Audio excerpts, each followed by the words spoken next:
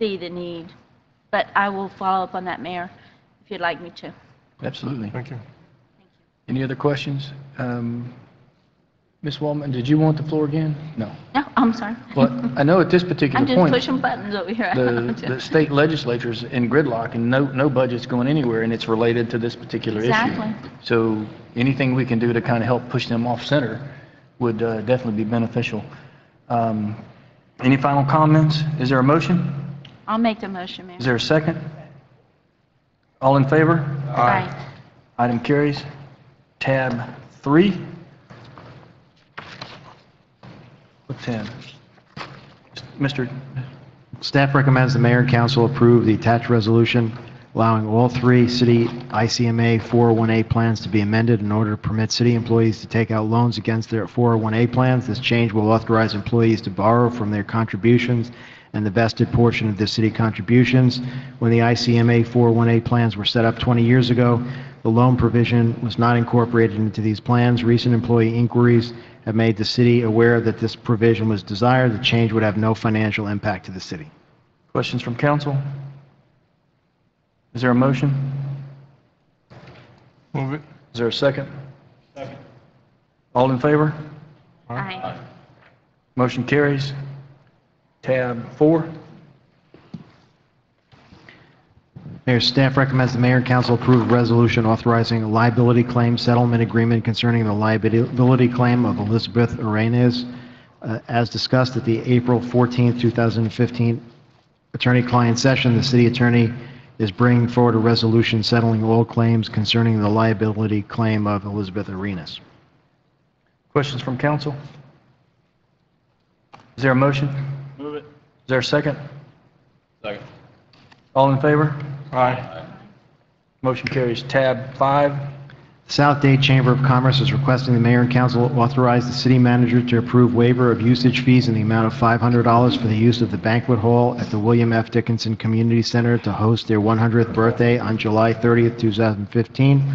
According to the city's code, Chapter 20, Section 20-11, fees and charges, the city council sets fees and has the right to waive park and recreational fees by a majority vote.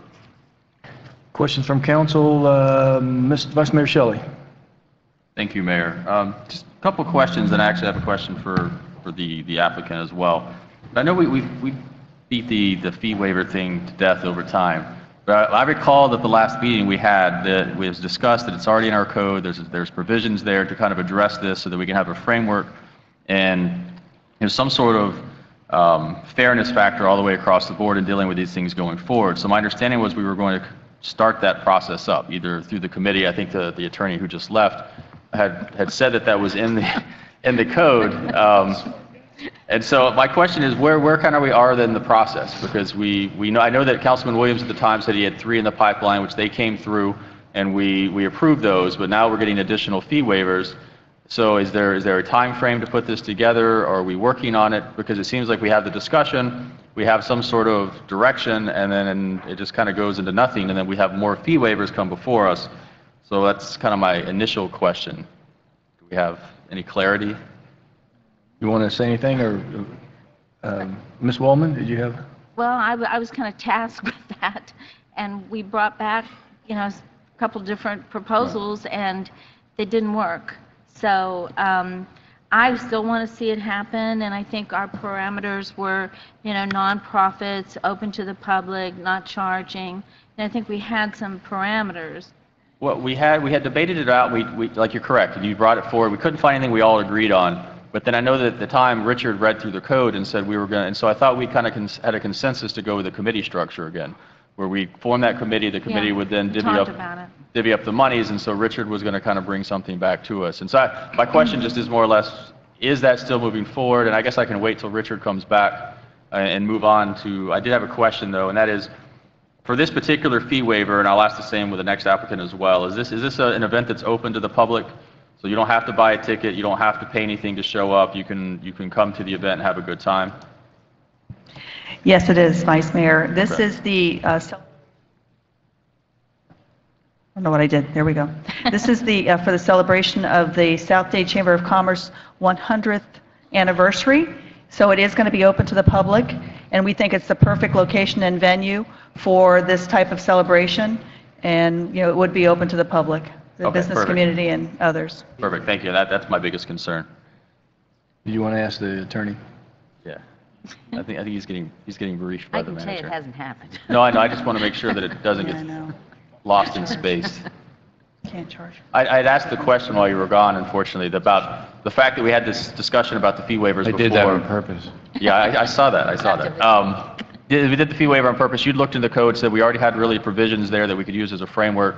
We might need to tweak it just a little bit to make sure that it applies for what we're trying to apply for. And then the question was, where is that in the process? Is that something that's going to be coming back to us soon? Because we had that discussion a council meeting or two ago, and we're still continuing to get fee waivers. So I just want to make sure that we're working toward. I'll check my notes. I did not make a note that that needed to be amended. I thought that we were just sort of leaving it where it was. But I'll go back and check the tape. And that was fine too. I just was curious that we're continuing to get them, but we don't have a framework. So as long as we are moving in the right direction, I'm comfortable with that. I just don't want to see it where it goes into space and 6 months from now we're dealing with it some more. Thank you, Mayor. Ms. Wallman? Yes, and just to further elaborate on your question, we talked about when we used to have a special events committee and then each council person would have X amount of dollars to put towards an event, and then if that council person wanted to share with another council person. But I believe that just in conversation that we felt it would be so taxing on the staff to keep the accounting straight and, a third here, a quarter here. So I agree with you. We do need to come up with something. But if I may, Mayor, just move on with this one. I happened to have lunch with these lovely ladies in Tallahassee, and they asked me if I would, not on your committee, but they asked me if I would give you a hand, help you out. So with their planning of their 100th birthday. And having been a supporter of the Chamber for many, many years, I accepted. And I think we're moving forward, and we couldn't think of a better place to have it than we had our 100th birthday for our city back, I think it was last August. So that's why we came forward tonight to ask you, and I would greatly appreciate your support. Is there a motion? I'll make the motion, Mayor. Is there a second? Second. Moved and seconded, all in favor? Aye. Motion carries. Thank you. Thank you. And you're all invited. Can you give us a date? It's going to be held July 30th, and we're doing our best to make it a free event and open to everyone that we can. It will be a free event. Yes, it will be a free event. It'll be a free event. It's an event for the community. Yes. And thank you for your support. And they're looking for sponsors for different things, like they want to rent some high tops and just some different things. So they are looking for sponsors, and I'll announce that again at the council meeting. Yeah. So Thank you. We'll get it done. Thank you all. Thank you. We're just working through this. Okay, it's properly moved and seconded, and we're on tab 6. Waiver of fee. The Homestead Southdale Kiwanis Foundation is requesting the mayor and council authorize city manager to approve waiver of usage fees in the amount of $500 for the use of William F. Dickinson Community Center on October 17th. According to the city's code, Chapter 20, 2011, fees and charges, the city council sets fees and has the right to waive park and recreation fees by a majority vote. The city of Homestead has waived the rental fee for this event in previous years. This is for the reverse raffle fundraising event, which the grand prize would be $10,000. And that's it. Vice Mayor? Thank you, Mayor. Just same question, is it something that's free and open to the public? You don't have to buy a ticket to necessarily attend and have fun, but obviously there's certain, I know with your reverse raffle and some other things, in order to win, you have to pay some money, so. Well, it is open to the public. It is not free. Okay. The ticket, we sell a limited number of 300 tickets at $100 each, and if there's other people that want to attend and not buy a ticket, they can attend for $25 for the cost of the food. So this will be the third year that we've had this. All of the money that is raised from this event are applied to scholarships that are given to local students. We just announced the award of 23 scholarships, $1,000 each, to students from 7 area schools. We had 30 applicants, and after determining which qualified, we got down to 23. But the event itself, it is just strictly something that we do. Every dollar that's raised basically goes into scholarship money. It is open to the public. We encourage public participation in it.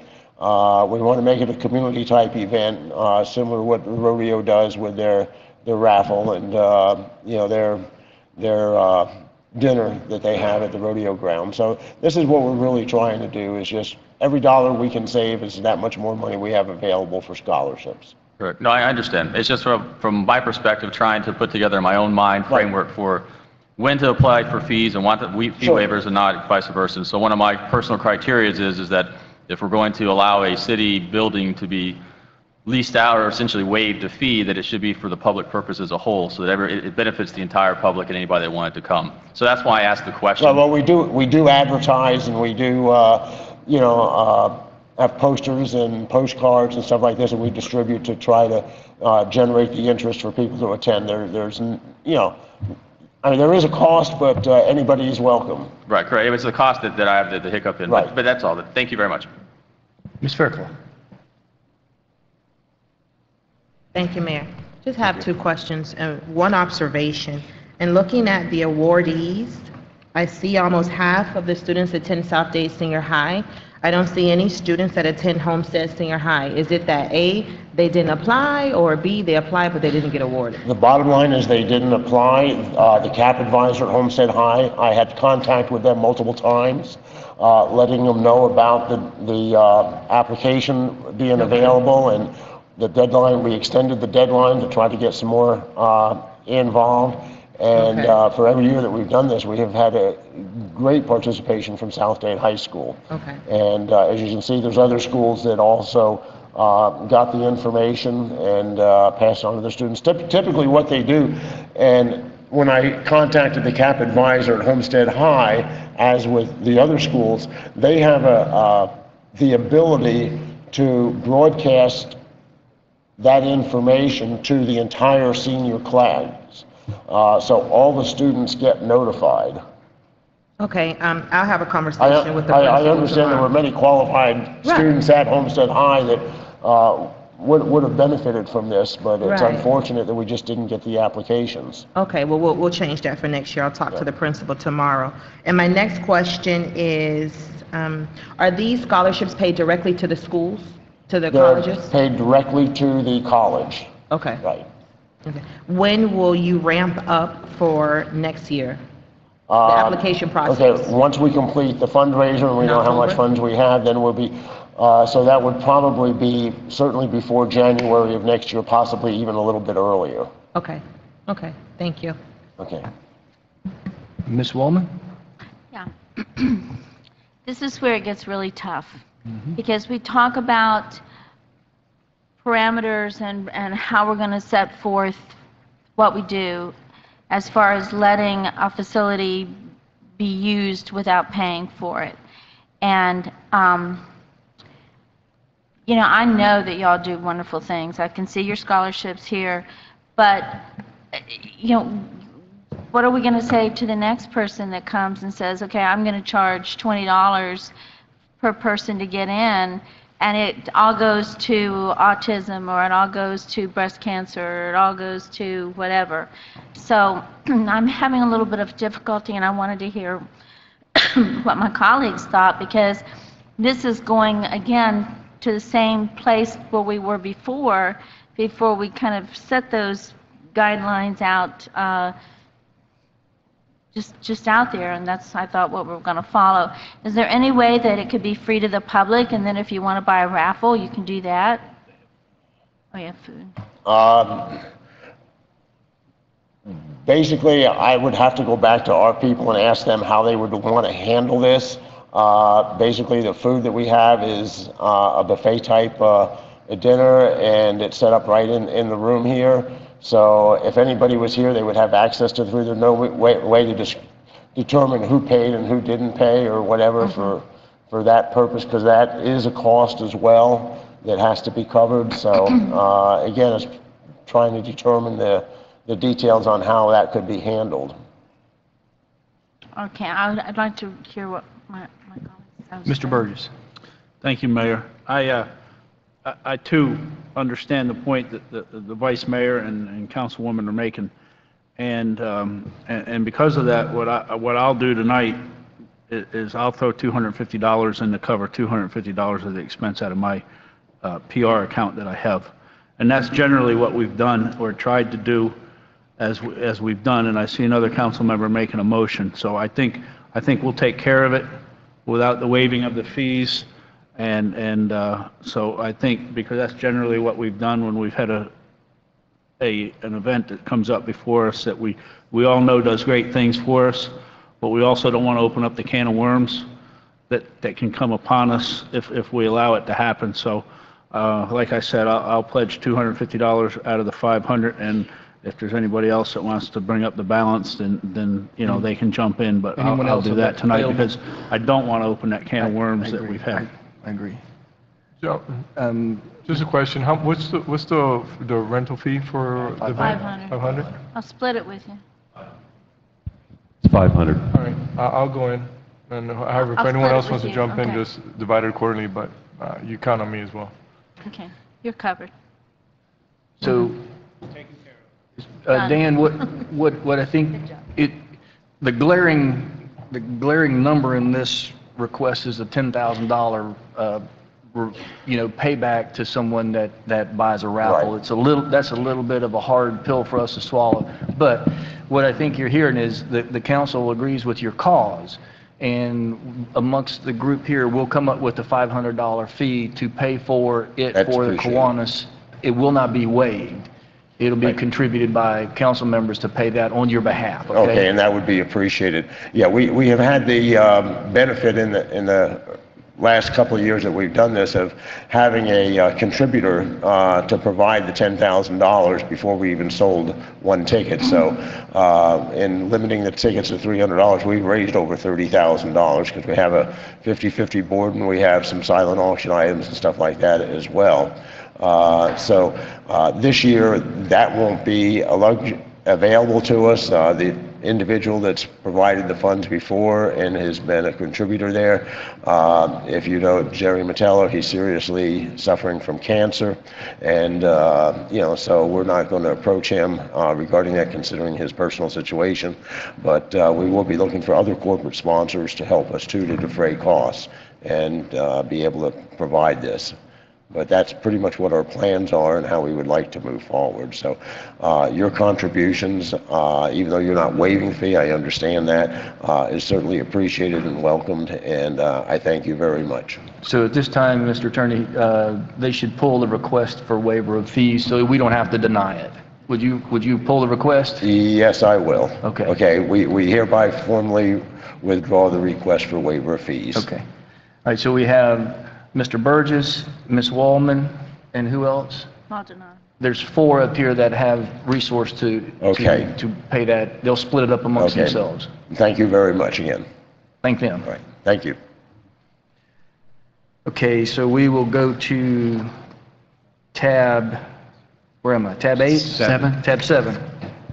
Mayor, staff recommends the mayor and city council approve the attached resolution authorizing city manager to purchase 4 2015 Ford F-250 extended cab four-wheel drive trucks to be used by electric utility.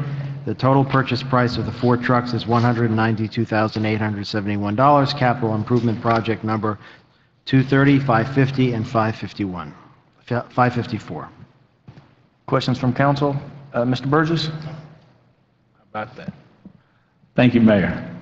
No, as I was sitting home the other night, I didn't quite understand why we were going up to F-250s, extended cab, four-wheel drive trucks, when you look at this, we're replacing F-150s that didn't have four-wheel drives and all that. And I put it upon our utilities director and her staff, and they came back with a good explanation of how they're rotating things in and out. So I just wanted to say that why the trucks may seem to be a little bit above board, they're really, they have a plan for it, and that the cost from an F-150 to the F-250 stripped down is a minor deal, not like if you and I were to go shopping for for a truck, that we would get a $15,000 or $20,000 difference. So that's all I wanted to say, and tell Barbara and her staff over there, thank you for their quick and informative response. Thank you. Any other questions from council? Is there a motion? Is there a second? Moved and seconded? All in favor? Aye. Motion carries. Tab 8. Staff recommends Mayor and Council approve the attached resolution authorizing the use of Fairbanks Morse Engine as the sole source vendor for all original equipment manufacturer parts, systems, and service purchases where replacement or repair is required. Questions from council? What choice do you have? You have no choice. Well, we could shut down the utility. We have that. We have no choice. Thank Mr. you. Burgess. And I spoke with our assistant city manager. The only thing that concerns me here, and perhaps the utilities director can answer, is how do we know, I understand they're the sole source of parts and property to keep this plant going, quote unquote. How do we understand and make sure that we're getting the best bang for our dollar over there through this supplier? How do we know that the part they're giving us is truly valued at whatever the number is they give us and not something else, you know, a little bit or a better price? I mean, I know we've tried to go through used, or not used, but refab parts over there and stuff, and it hadn't worked out well for us. But I just, in my mind, I just need to make sure that we know, because whenever I see a do not exceed value, okay, well, let's go ahead and write the guy the check for $230,000 or whatever the number is, because that's where they're going to end up at the end of the day, 9 out of 10 times. And that kind of worries me a little bit as to how we keep control of our spending and making sure that we're getting the best cost-effective plan from the supplier.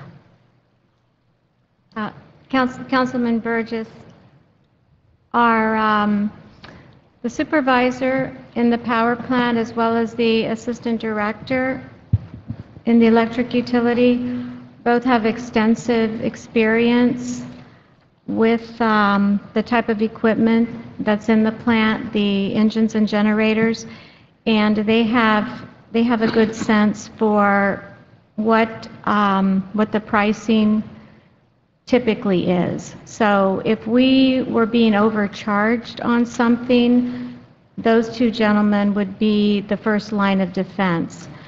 If also we could, we know what we pay, what we have paid for aftermarket parts, so we know the range that we're looking at when we're purchasing different items to repair or replace things that need to be taken care of in the plant. We have our procurement department as well. If we feel like charges are too high, we can get with them and ask them to find comparable parts out on the market so that we could take a look and have discussions with the vendor. But I think just the expertise that we have in-house, they have a very solid sense for what is good pricing and what's not good pricing. We've also had situations where we've had to go back, since we bought aftermarket parts and we use them and then they wind up being inferior. We have to go back and take everything apart, redo it, and ultimately I've got a couple of instances where we've had to spend an additional $20,000. We've had to spend an additional $10,000.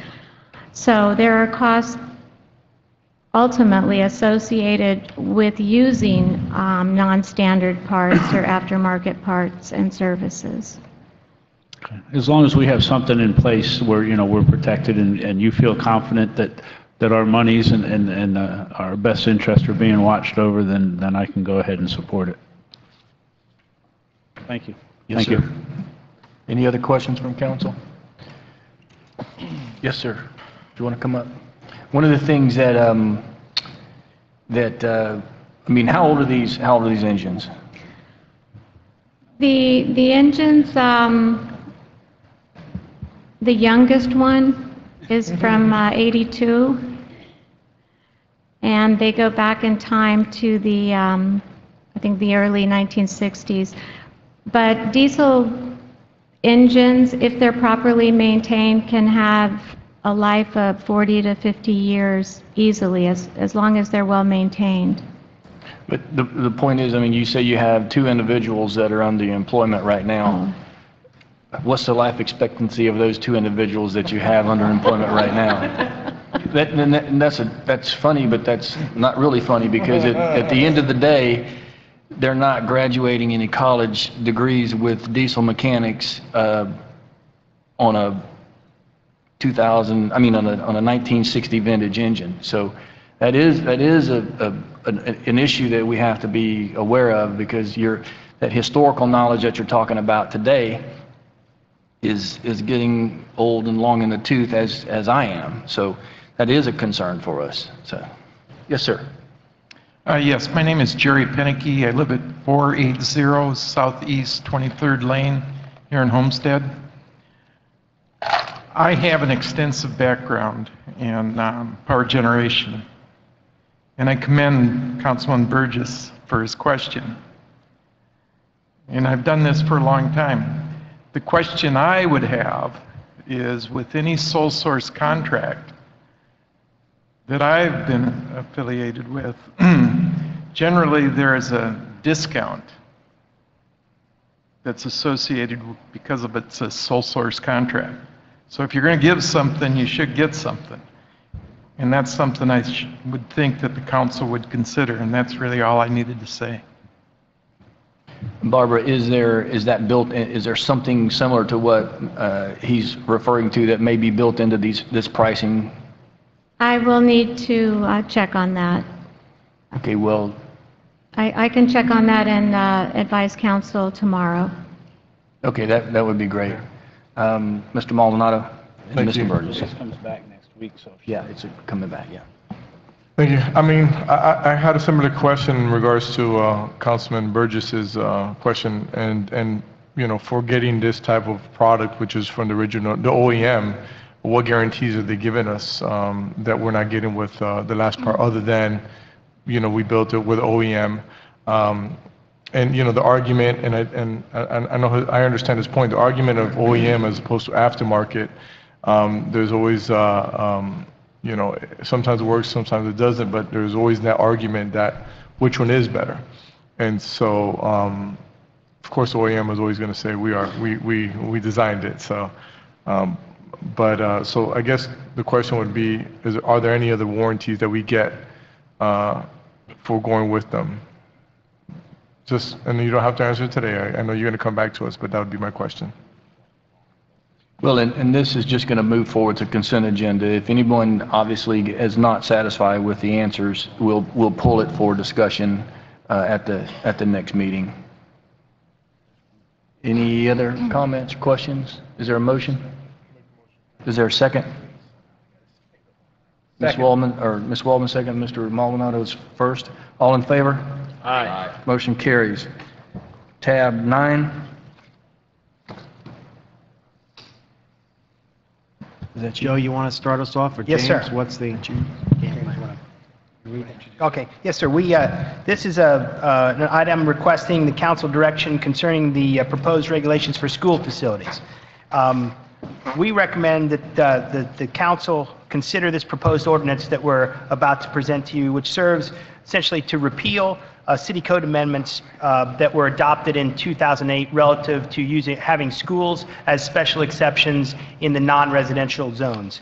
In 2008, the ordinance that we're amending was adopted to expand the abilities for schools to locate in other areas of the city in these commercial districts as special exceptions. Since that time, we've heard you, and we've heard complaints about the impacts of the schools, their expansion relative to traffic and other services, creating hazardous conditions, creating a safe environment and such. So we had been asked to go back and revisit our ability to make amendments to that ordinance, and so we have done that through this.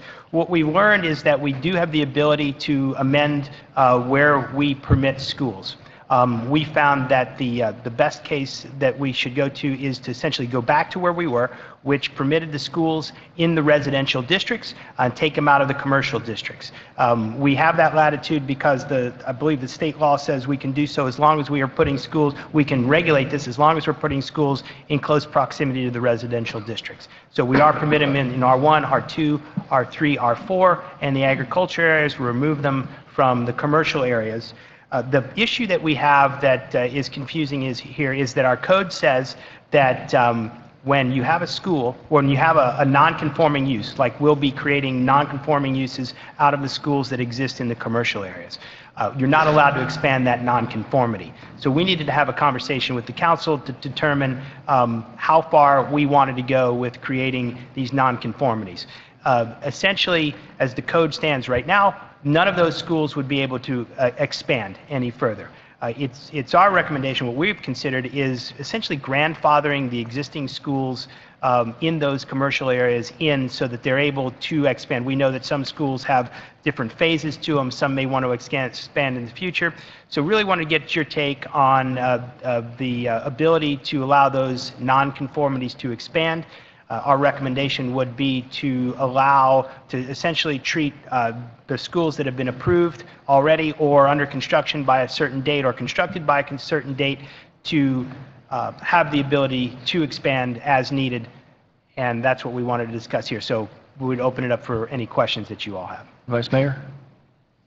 Thank you. Yeah, on that particular question, I think I need to think through it a little bit more to kind of figure out what my position is on it. I know that generally speaking, the purpose of this was to scale back the proliferation of schools that we have going on, both charter and potentially public or any other type of schools going forward. And so this was kind of a way of kind of scaling that back to where we were in 2008. And even then, my question was going to be, is there a way to further regulate where these schools can go? Because although we have them in the residential areas, they're zoned, I think part of what we've discussed up here on council is that we have currently more than enough schools for our area. We have more student stations than we need for the city of Homestead across most types of educational areas. So the question would be, even this, is there a way to either further restrict where schools can go or the addition of new schools going forward until we kind of sort out, because some of these schools are still coming online or still being built. A lot of times what we're having people from outside of our city limits coming into our cities to go to our schools, which is in turn taxing our infrastructure and causing, quality of life issues for our residents themselves. And that's one of the reasons some of our traffic may be so much worse during certain times of the day. So I guess my question back to you, and I'll think about the other one and weigh in on it as I get there, would be, is there ways to even further limit the ability of new schools to develop in the city going forward, more than what's already been done here? I'll start off and I'll let James weigh in after that. But my opinion is that we don't authorize the school's stations. I mean, the school board determines if there's a need and they authorize the license for the schools. I believe that we've restricted it as far as we can. We need to allow them in the residential areas. The state law says that we have to allow them in proximity to the residential areas, and we've done that through this by going back to the old ordinance. So I'll ask James, are there any way to do that further?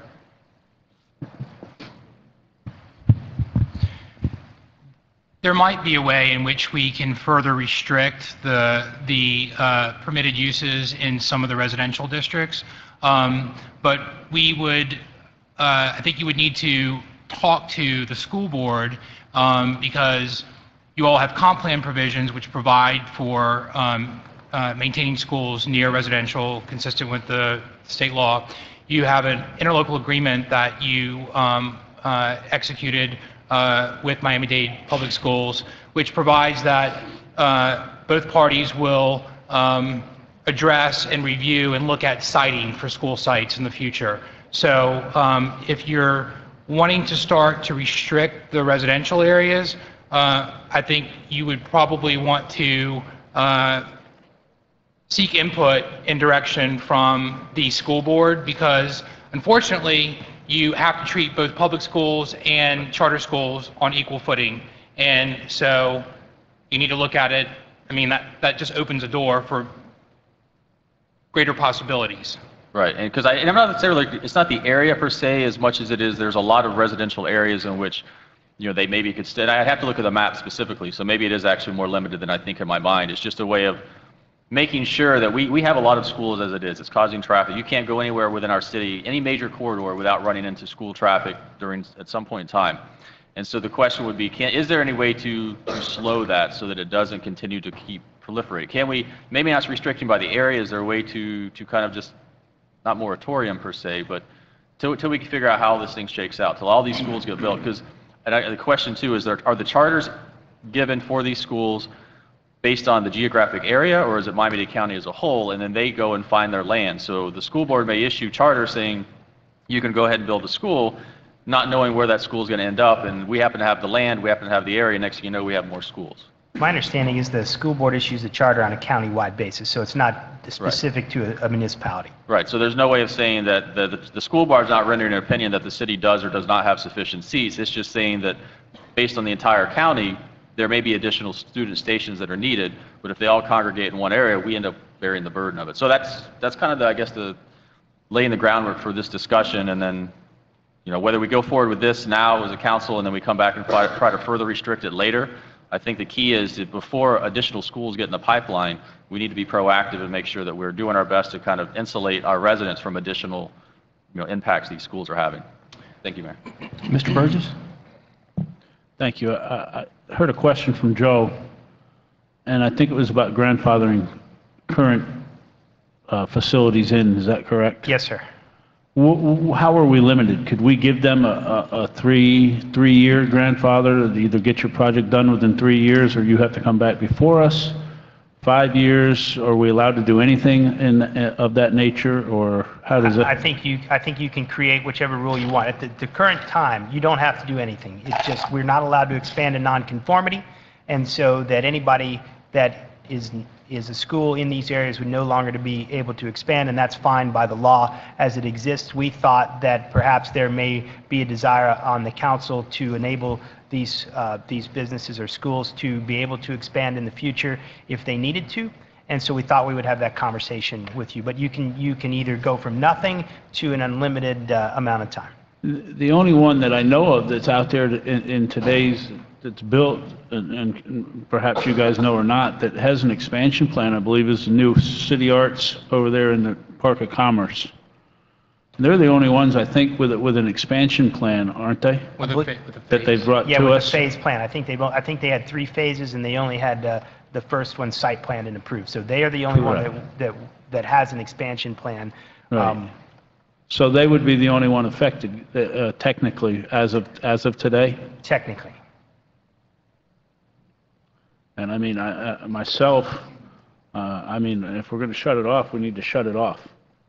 And if you didn't have something in the works now, don't come to us thinking that we're going to, you know, oh, we had this plan and we're going to expand to 3 times the size of us. We just forgot to tell you guys about it. And I think that, you know, we could run into that problem. So in my eyes, if we're going to set this program and stop it, then the only school that I see that technically falls under the umbrella of being grandfathered in would be the city school, City Arts School, I believe it's called, Miami City Arts over there at the Park of Commerce, because they did come to us, and I remember they proposed 3 different phases as they came to us. So I wouldn't be in favor of giving anybody the grandfather clause other than them. Thank you. Understood. Ms. Fairclough. Thank you, Mayor. I don't want the waters to get a bit muddied here. I think we need to be clear on what this ordinance is and what this particular ordinance is not.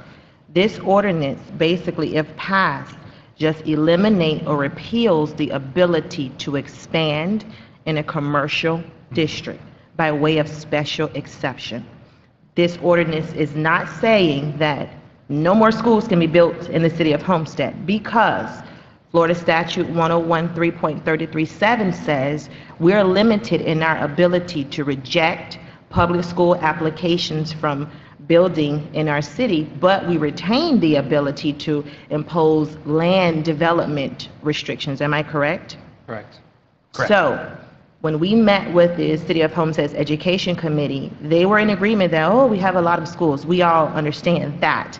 But Araida Cortez Mendoza, the Associate Superintendent of Intergovernmental Affairs, Grants Administration, and Community Engagement, she has some concerns with this because she didn't want the City of Homestead and the community to feel that, no more schools, and if the district wanted to bring schools, they couldn't because they're protected by Florida statutes. And I understand she had a conversation with your office, Richard's office, about those concerns. So we need to be clear on how we proceed in this manner if we want to further restrict and regulate schools from coming into our district.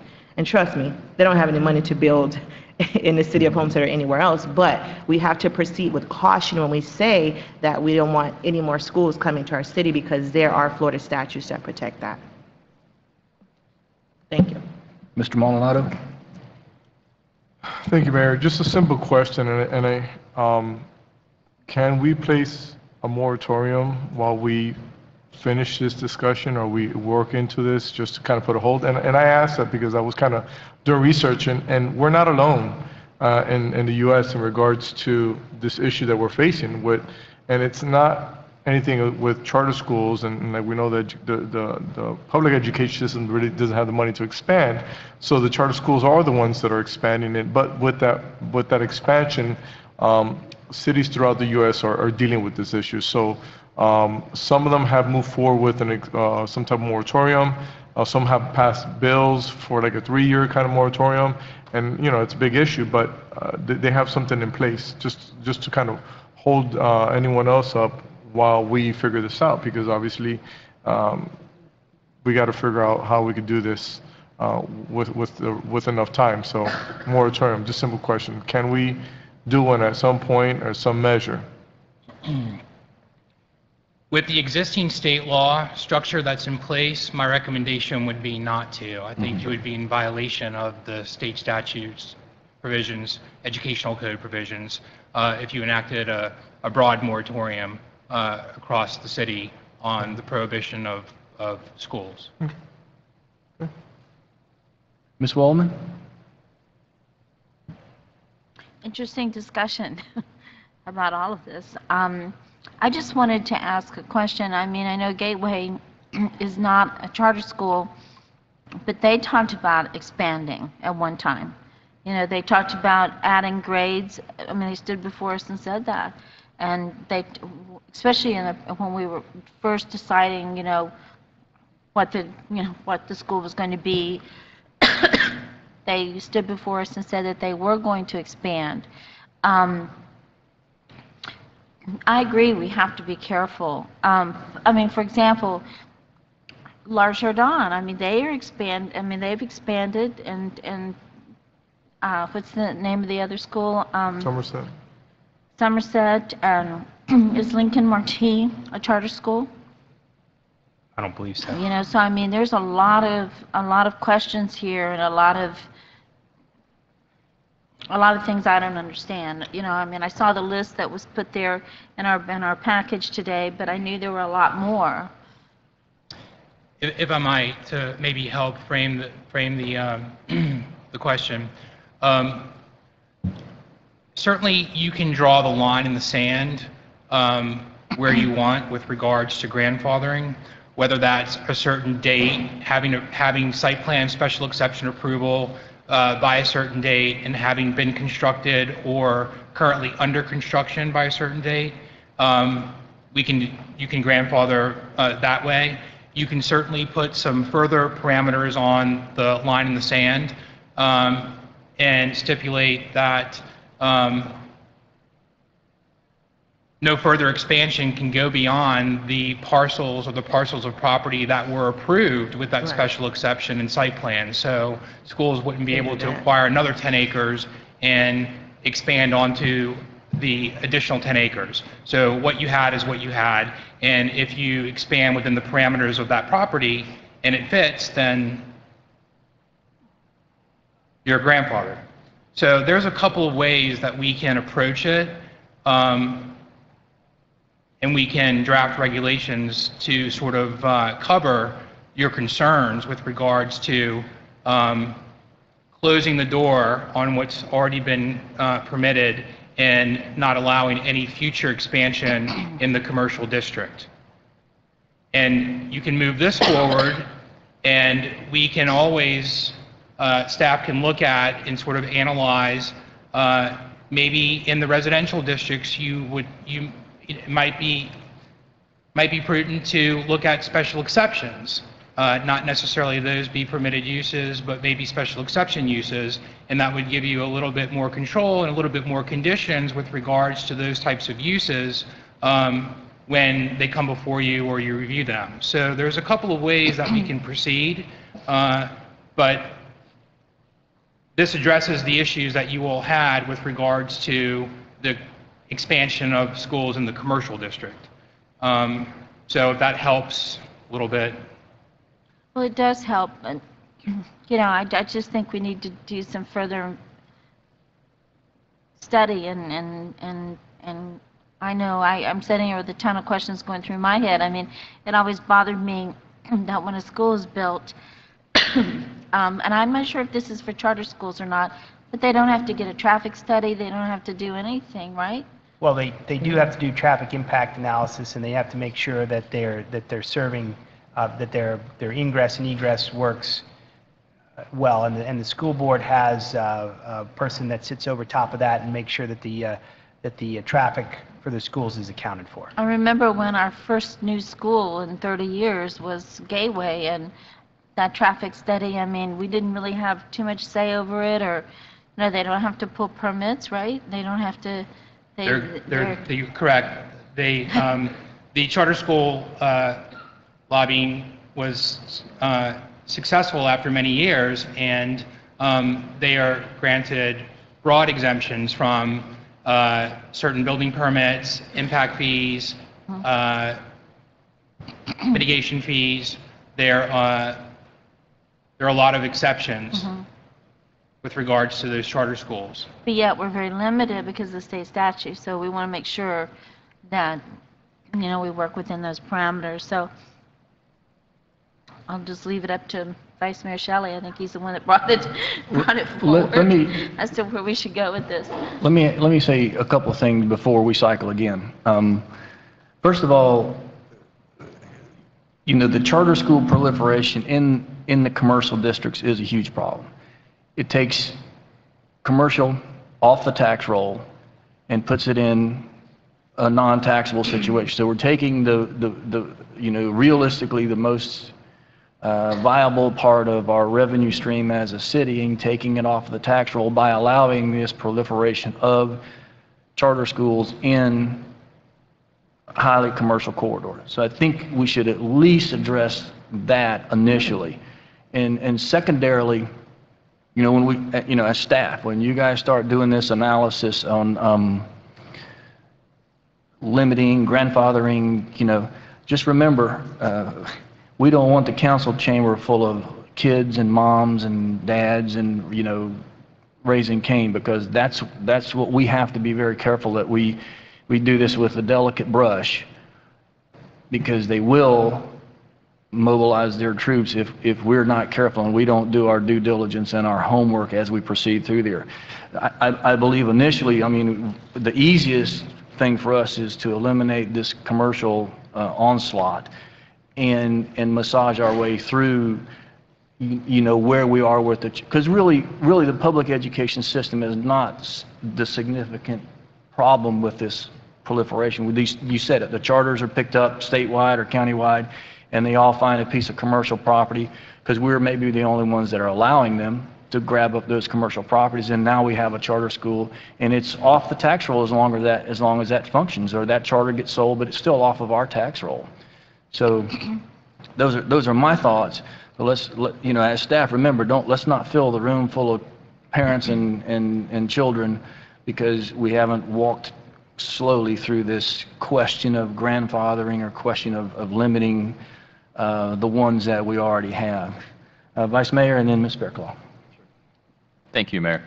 Yeah, I had a chance to think a little bit while everyone was talking through on the grandfathering issue on my own personal opinion, and that is, you know, the goal is not to really stop these schools that are doing well from doing well. I mean, they're here, they've established, and I think that's not the intention. However, you know, with charter schools, they kind of come and go, some of them do. I mean, they get their charter, it is a profitable venture, that's why they're they're being built so rapidly everywhere and why they're doing so well in some places.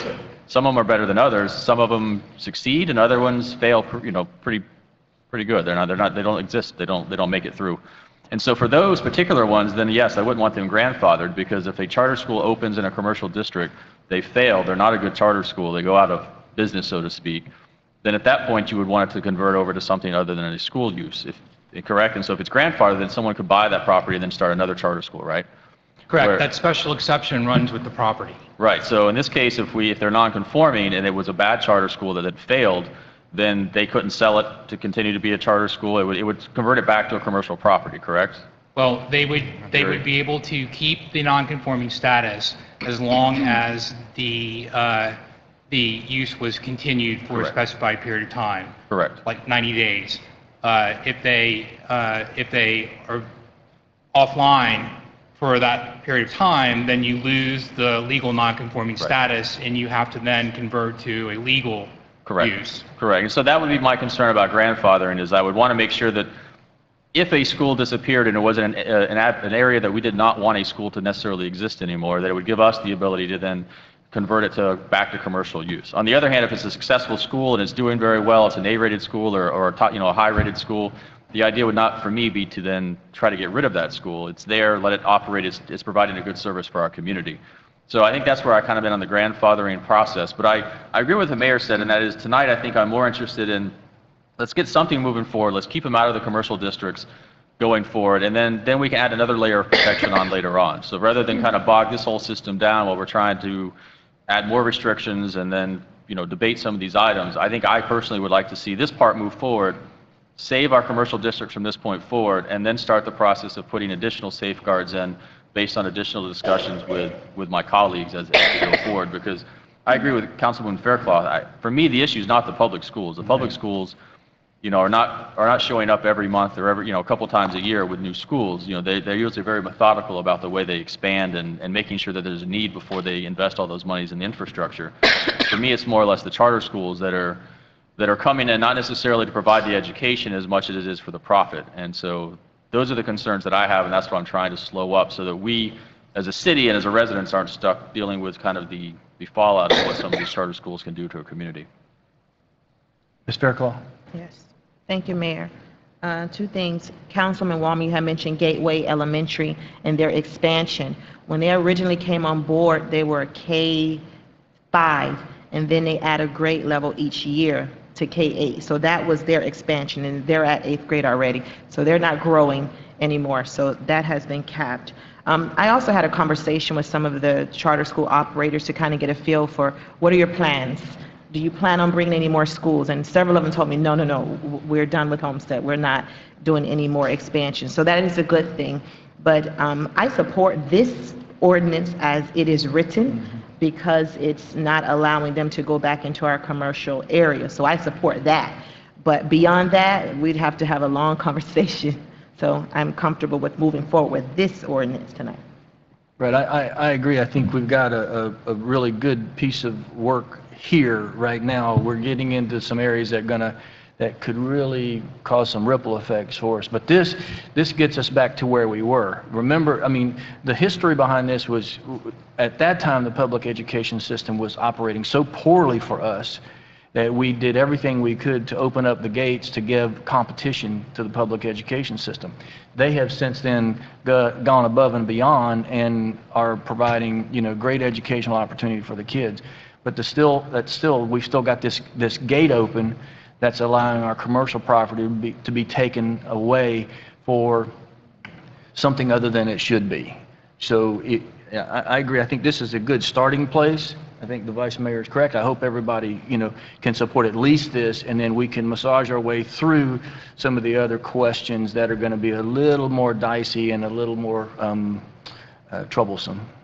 Yes, sir. I understand. I've got the information I need. We'll move this forward to the next council meeting and have it approved or have it presented on first reading. Okay. So any other questions or comments? Do we need a motion on this? Vice Mayor, did you want to say something? No. Is there a motion? Move this? Motion. Is there a second? Second. All in favor? Aye. Motion carries. Tab 11, Mr. Manager. Mayor, I know over the years you've all been asking for more police officers. We've always agreed that we need more police officers.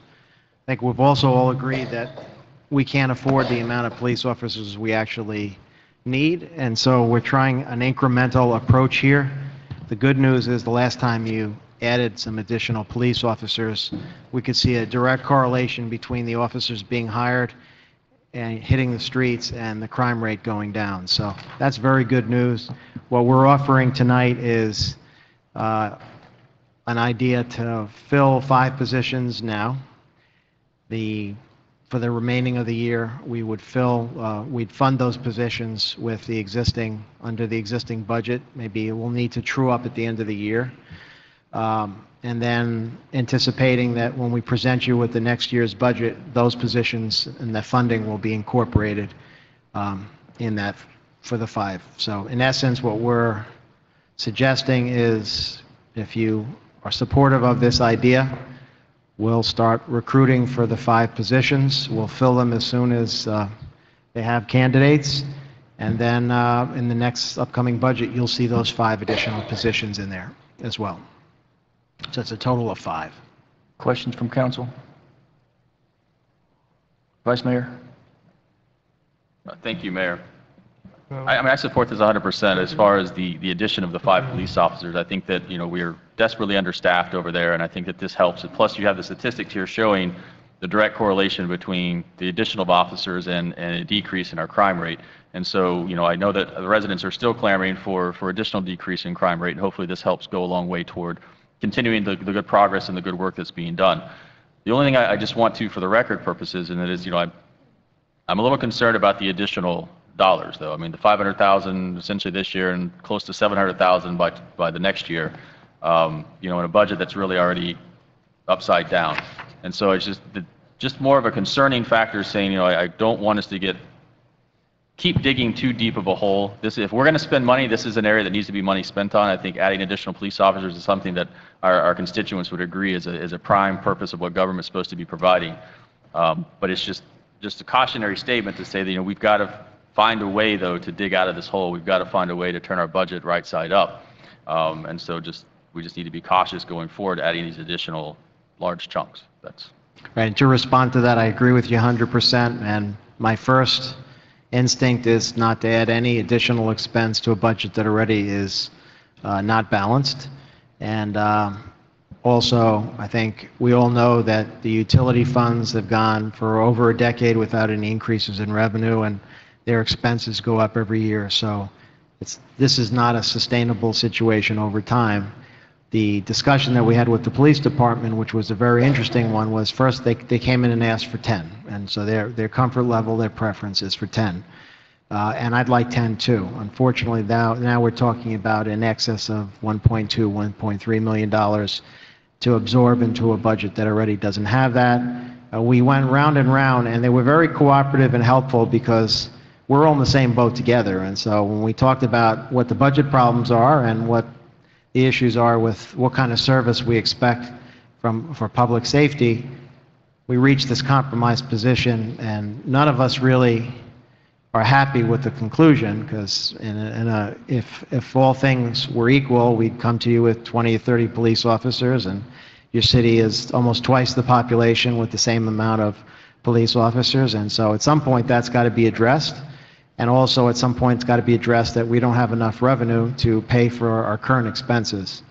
That being said, the long-term strategy for the budget, as you all know, has been hopefully the economy picks up, hopefully the tax base will bring in some additional revenues. We don't think we can, as the mayor points out, we can't really tax our way out of this problem short term, and also we can't fill all the positions overnight because there's just not the money to do that. So I have to commend the police department, because when you look at what they've done with the same amount of resources, they have more than halved the total of crimes per thousand over the period of time that the population doubled. So they've done that with a very small staff, and they've done it without complaining.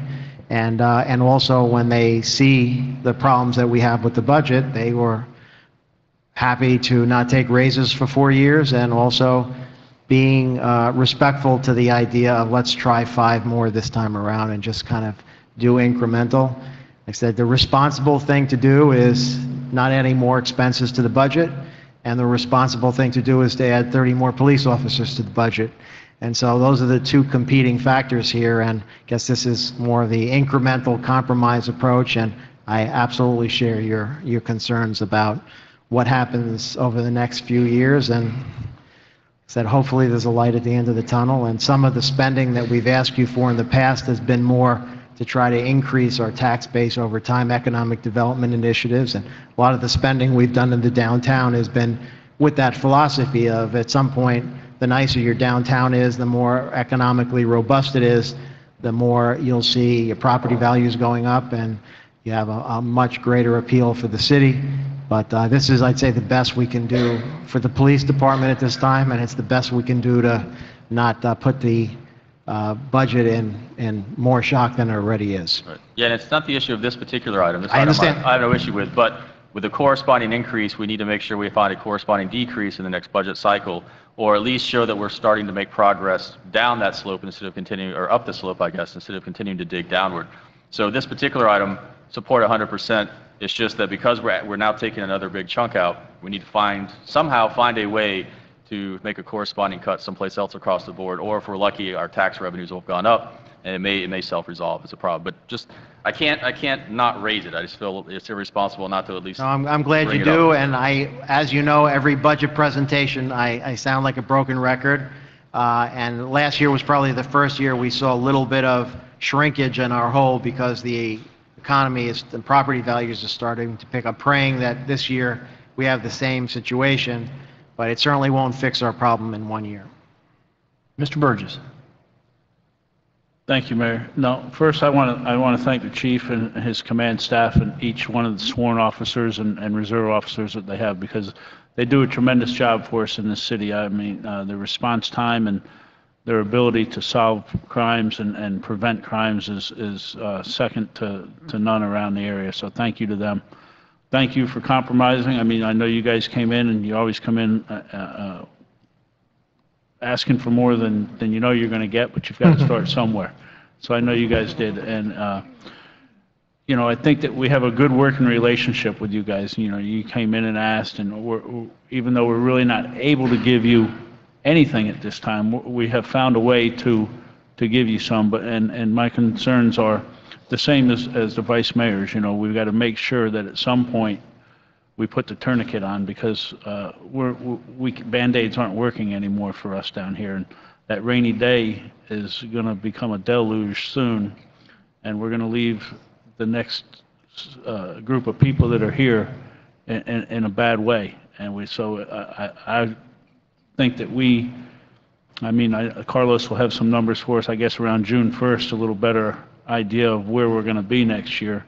But I think we need to start really reining it in somehow. What that is, I don't know. I have ideas, but tonight's not the night to throw them out there.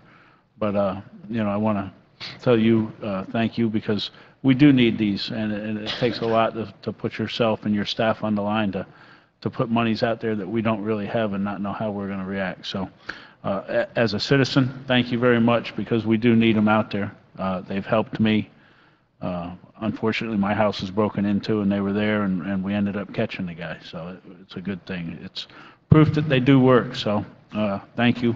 But just to second what the vice mayor says, we've got to put the tourniquet on, because we're bleeding to death. Not slowly any longer. Thank you. Ms. Woolman. I'm going to try to talk. I'm sitting up here literally losing my voice. Chief, I want to thank you for just holding on for dear life for so many years, and I know you've been working with a skeleton crew, and we have to do something about it. It's time. How are we going to pay for it all? We all know what's going to happen. I mean, we've got to put more commercial properties on the tax rolls. We have to start moving forward. Our downtown is a vision that's actually, we're starting to see that vision come true. We're seeing the properties, but we need to bring more commercial and put it on the tax rolls. We have to find a way to pay for police protection. I'm meeting with police tomorrow because we've had a series of break-ins in several neighborhoods. People have called me about cars being vandalized. I think one of the people who were vandalizing was a pregnant lady, and she was arrested. I mean, it's sad. They got pictures of her in my truck. I think it was your truck she broke into. Got her feet hanging out the door of my truck. Both your cars were broken into. Well, it doesn't hurt. It doesn't help when you leave the doors unlocked. But still. But the police are always there, and I can't tell you how much I appreciate everything that you do. But, you know, and I agree with my colleagues, there has to be a tourniquet, there has to be this and the other, but we also have to look forward to putting giving an answer to those situations. And the only way we're going to do that is to raise our tax base. And our tax base has to be raised. And real estate market is coming up. We took such a fall, and we don't often talk about it, Mayor, but the fall that we took was unbelievable. And I had family in town this past week, and they were talking that, their house went down $30,000 in value. Well, at one point, my house was worth $450,000, and within a month or two, it went down to $150,000. And of course, it's come back a little bit. But, I mean, it's just amazing the hit that the city took. And I commend our city manager and his staff because there's not very many cities that could have survived that kind of dip. And Chief Roll, there's not very many police departments that could have survived the fall that we had. So I'm excited to look forward to the new year when we're doing this budget, because we really have to look hard at it, Mayor, and decide, you know, where our priorities are. But I'm 100% for our police department and adding more officers. We have to do whatever we have to do to make it happen. Thank you. Ms. Fairclough. Maybe I'll get my voice back. Yes, thank you, Mayor. Surely we have the crime statistics and the amount of residents versus the amount of officers to substantiate or warrant the need to hire more police officers. But I was just kind of wondering what precipitated the request for hiring police officers at this juncture when we really haven't hit the budget cycle yet. So that was just a question that I have. But I support this item because I'm huge on quality of life, and I feel that public safety is quality of life, and we need to proceed with this. So I would say Chief and Keno and Kennedy, we meet quarterly to talk about diversity and how we're going to ensure that we have a diverse police force. So if this is passed tonight, I would just respectfully request that you continue to operate with that philosophy to ensure that our officers are very diverse and responsive to the needs of our diverse community. Thank you, Mayor. And Mayor, Councilwoman Fairclough asked the question about what precipitated it now. What they've seen is additional calls for service and response times dipping a little bit, and so they were concerned about being able to get there at the level of service that the public has been accustomed to, and that kind of was a springboard for the discussion about how many officers and when to do it, and one thought was wait till the budget cycle, but then as we thought, well, we're going to recommend it anyway, so if you're comfortable with it, we can at least start the process now and get them on the street as quickly as possible. So no real emergency per se, other than our expectation. Our plan was to recommend them for next year's budget, and so in light of that, we felt we'll bring it to you now, and if you're comfortable with it, we'll just do it now. I know, Mr. Manager, you said there's a possibility of going out and securing some grants and looking for some other opportunities to help fund these in the process. So I know that that would be an encouraging thing to make sure that if we could find some way to help fund these officers, because look, at the end of the day, all of the city employees have been, you know, we said it in the State of the City, that we've been doing more with less across the board. Both unions, everybody has really stepped up to the plate, and you know, we need to do the right thing for the police. We you know, the IBEW, we just got that, you know, taken care of for them. So it's a little bit of payback, to the employees for, a job well done and sticking with us through a really tough time. And I do think there's a light at the end of the tunnel, but, Chief, just keep your people engaged, and putting 5 on doesn't mean 5 get to take vacations or 5 get to go on, leave and all that. I mean, that's the only thing that, it's not, what I'm saying. We just want to make sure that everybody stays ramped up 100% like they are now, and the 5 you put on, they take the same model that you have today, and the way they go to work every day, they're, out there beating the bushes, because you guys have done a great job. Everybody has. And I mean, my little experience the other day, they found some of the things that were stolen out of my vehicle. So, we all had those little council badges, and when I was on the council in '97, they gave me a badge, and it was a keepsake, and I just left it in the cab of the truck. They stole it. But Detective Laz found it. So that was the only thing that really meant something to me. But I will say your folks are great. They, I don't know how they did what they did, find this lady. You had the K-9 involved. You have all the tools. They just make sure your guys and girls stay engaged and stay at the same level they are, because the additions doesn't give anybody the opportunity to kind of, take a little bit of break. So, but thanks for what you guys and girls do for us. And I'm amazed that you did what you did with my little stupid incident of leaving my car door unlocked. So, is there a motion to move this forward, or do We you actually don't need a motion. What I've heard is the majority of you are okay with us moving forward, and we're going to fill the positions as soon as they can get them filled. And what you'll see at the end of the year, when we true up the budget and move monies from different accounts, you'll see this reflected in the true up, and also you'll see as part of the proposed budget, you'll see these 5 positions in there as well. Chief, one last question. I guess you'll probably pull from your reserve team. You've got able-bodied men and women in line right now, don't you? Yes, sir. That's what we are planning on doing. As a matter of fact, that's one of the reasons why we created that, because we know what we have now, rather than trying to find out what's out there. Right. We know we have officers in place, and over the last, I say, 17 years that I've been chief, we handpicked our people, and we try to get the best of the best. And to answer Councilwoman Faircloth's question, I think we have the most diverse police department in the state of Florida, here in Homestead. So I've been very cognizant of that, and I know that we need to go that way, and we've done that in the past, and we're going to continue to do that. That's one of the reasons why we don't have the problems that other departments are having, where, they turn the police cars over and set them on fire and walk around with their hands up, because we try to do what's right.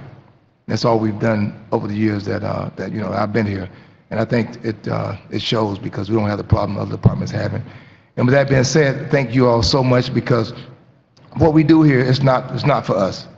It's for you all in the community, and they deserve that, because they've been behind us for 35 years I've been here, and our job is to make sure they're protected and be proactive rather than being reactive when it comes to our community and their safety. So I just want to tell you, each and every one of y'all, thanks, and also City Manager, thank you for bringing it forward for our department. Thank you, Chief. Thank you very much. We pulled item 12. Mr. Maldonado, you wanted to address? Yes, thank you, Mayor. Just quickly, I'm working with an organization. They approached me through a friend of mine. It's a nonprofit organization that's providing services, and I handed out this handout where Commissioner Bovo and the Mayor Hialeah already got behind this organization, and they went out and help the community. If you read it, it just says it's an event that gives attendants an opportunity to learn about programs available for first-time home buyers, as well as to meet local lenders, title companies, realtors, credit agencies, and housing agency officials. Topics to be covered including obtaining a mortgage, financial aid programs, homeowner insurance, and closing process. This organization is helping first-time home buyers and home buyers with grants.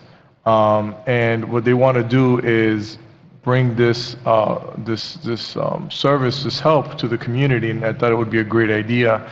And if we could get behind it, what I'm asking is if this council would with support and through the manager, and they're not asking for no money, no financing, they're going to use this area. They already actually rented it out. They just wanted us to get behind it and help them out, maybe through our Facebook, Public Information Office, and ourselves just assuring that if we're going to get behind this, that it'll be a program that's going to do good for the community. So I could get you the contact information for the organization's already there, the Global Empowered Development, if you want to reach out to them and speak to them. But I'm just asking this council if you would help and support so that we could bring this forward to the city or get our support.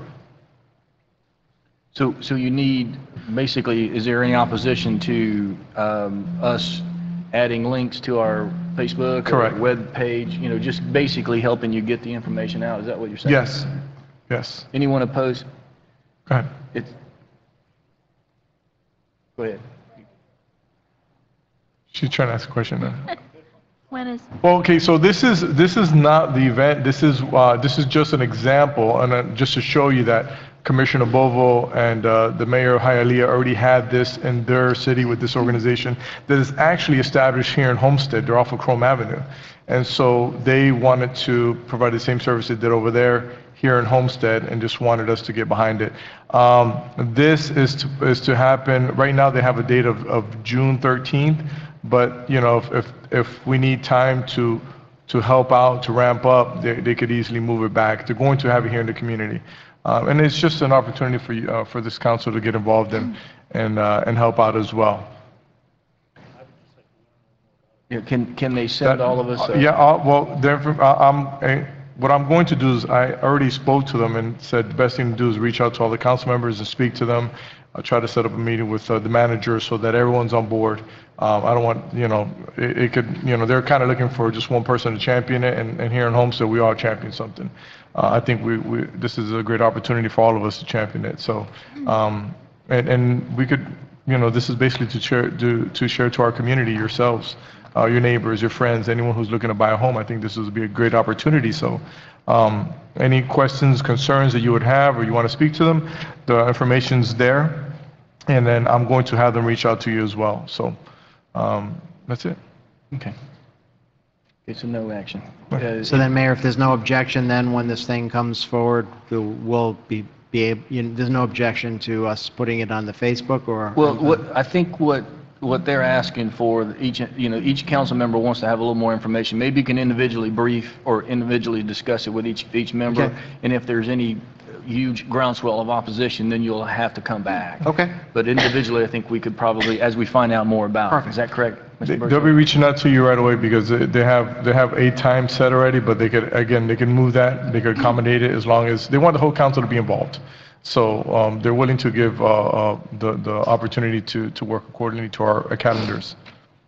Go ahead, Judy. Ms. Wallman? just so I understand, they're not promoting any one lender, any one title company, any one realtor, this is a... No, and this is an opportunity. If that's the issue and you guys want to make sure that they're bringing everyone on board, then this would be the time to discuss it with them. Thank you. Mm-hmm. Okay. Thank you. Anything else? Is there a motion to adjourn?